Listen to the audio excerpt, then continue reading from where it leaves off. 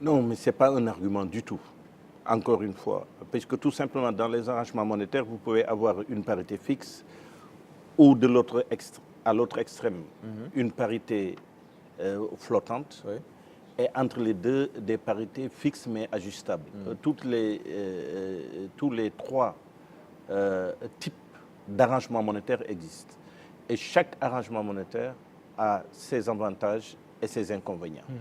Et il est important que je vous explique justement que la parité fixe, le premier avantage d'une parité fixe, c'est qu'elle permet de rassurer les investisseurs.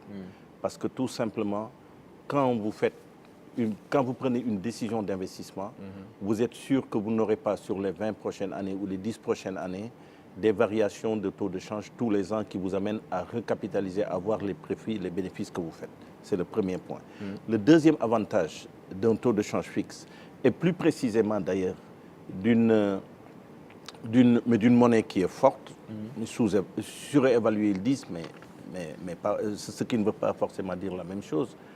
Mais c'est que quand le CFA est fort, arrimé sur l'euro, comme ça sur une longue période, ça vous permet de maîtriser l'inflation importée et ça veut dire tout simplement que vous allez avoir des différentiels d'inflation à votre avantage. Et ce qui s'est passé au troisième trimestre de 2018, quand vous regardez des pays comme la Chine, le Ghana, l'Afrique du Sud, la Suisse et le Canada, le franc CFA s'est légèrement apprécié du fait de l'appréciation de l'Europe, mais en revanche, elle s'est appréciée de quelques 0,8 points, mais le différentiel de taux d'intérêt a été tellement à notre avantage qu'en fin de sortie, quand vous prenez le taux de change effectif réel avec ces autres monnaies, nous avons gagné de la compétitivité à cause de la maîtrise de l'inflation. Et la maîtrise de l'inflation, on l'a eu parce qu'on est arrimé sur une monnaie forte. Donc même les problèmes de la compétitivité ne sont pas uniquement des problèmes de niveau de taux de change, mais souvent c'est des problèmes de prix. Et les problèmes de prix, ils sont conditionnés par les niveaux d'importation ou d'inflation importée, mais qui dépendent du niveau plus ou moins surévalué de la monnaie. Donc c'est des analyses très complexes. Ouais.